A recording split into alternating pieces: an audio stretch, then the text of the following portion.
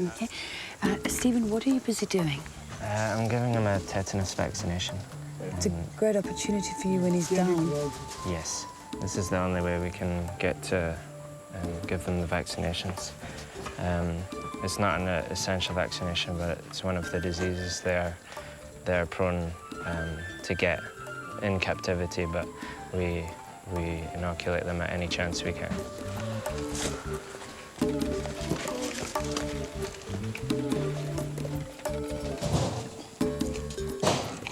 With Slash finally captured, it's a fast lock and load as the care workers race against the clock.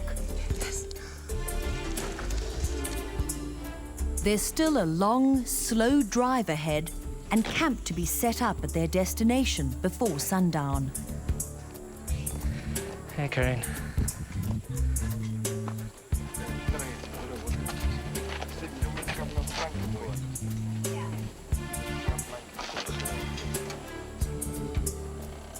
The final journey begins for Tobias and his troop.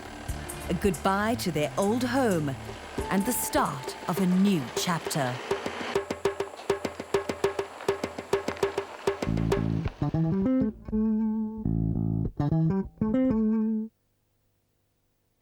She's searching for the truth.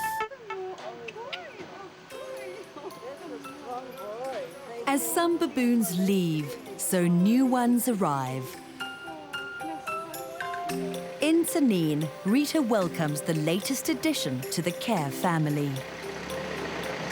You know, looking at him, you can see how selective nature is. He is a especially strong baby. If he would be anything like not that strong, he probably wouldn't have survived, you know.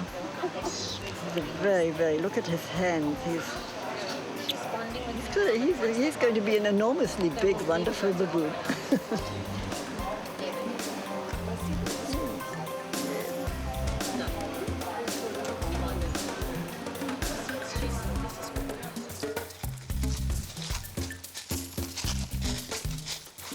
3 hours later, the baboons finally arrive at their new home, McNab Lodge, owned by Butlap and Dalian Pole. Hoe het gebeur dat jullie weer Bobbejane op die grond wil hê? Die was nou vir baie lank nie Bobbejane nie. En ons wil graag hulle weer teruggehad het in die natuur, want hulle speel 'n baie groot rol. Byvoorbeeld bome wat vrugte aan het, wat onder normale omstandighede nie in die winter en goeters afval nie. Die Bobbejane klim in en laat val dit op die grond. Dan kan nyalas en bosbokke, duikers kan dit weer benut. Ek voel ook ons is verskuldig aan die natuur. Ons haal so baie uit met die boerdery. En as jy 'n stuk grond oop het en jy het die berge en die klippe en die bome, hoekom nie vir 'n groep Bobbejane 'n kans gee? The location for the troop's release has been well researched over many months, with Stephen weighing up factors such as food and water availability, safety, and the sustainability of the immediate area, so that the baboons aren't tempted to wander to surrounding farms.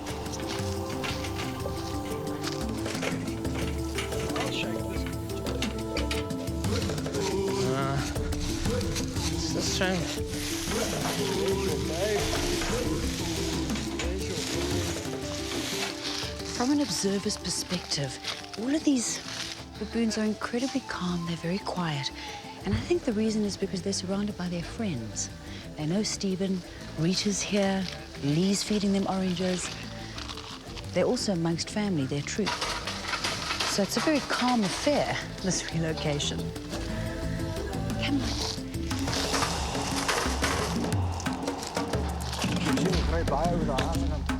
As you can see, Slash has woken up nicely from his anesthesia. He's munching on some oranges. You'll notice that his eyes are a little bit weepy, but that's purely from the ointment that was placed in them for the journey.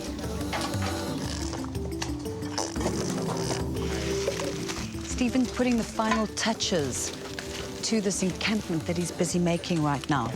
And it seems like everybody's pretty settled in for the night, which hopefully won't be too long. You just need a bunch of ones to...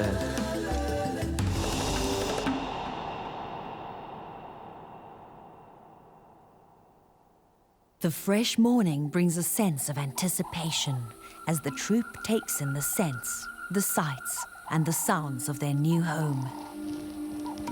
It's been a cold night, and they make short work of a last breakfast of oranges and beetroot.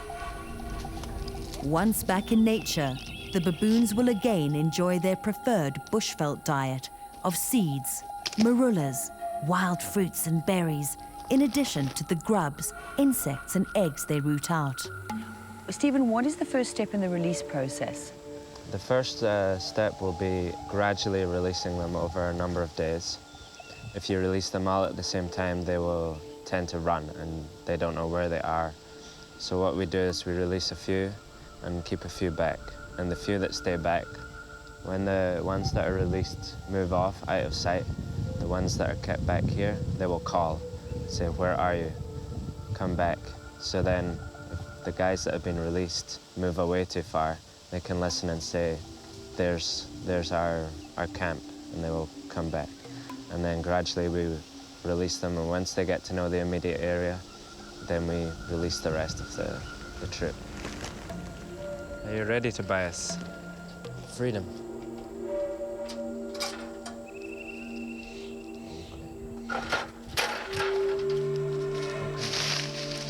Okay, just give them space.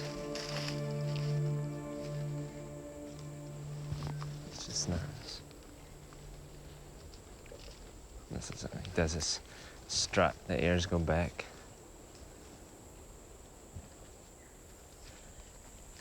The behavior of the baboons that are remaining here is quite interesting because their eyes are all firm on Tobias, watching, seeing where he's going. Stephen's eyes and ears are also on Tobias. For the relocation to be a success, he must stay with the troop. Tobias! Stephen's afraid that Tobias will wander off too far, and he nervously listens for the barks from the troops that'll keep Tobias bonded.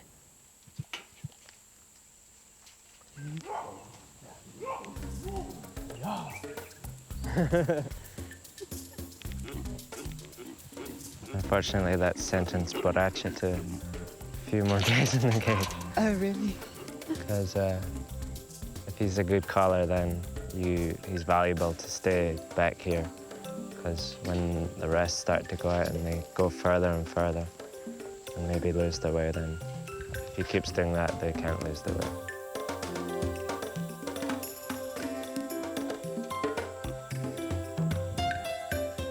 Stephen's fears are unfounded, and with Tobias close by, Stephen is confident to release the rest of the troop.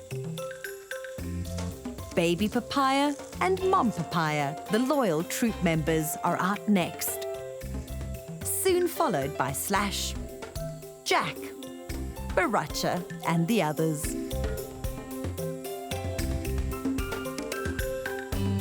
And so it's full circle for Tobias's troop. This is freedom in its most pure sense.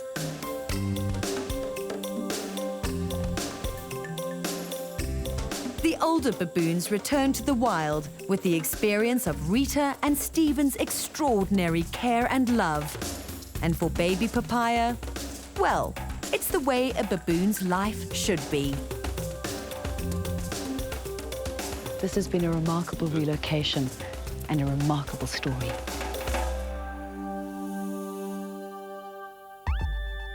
Wild Limited's digital technology provided by Sony South Africa. Production vehicles supplied by Mitsubishi.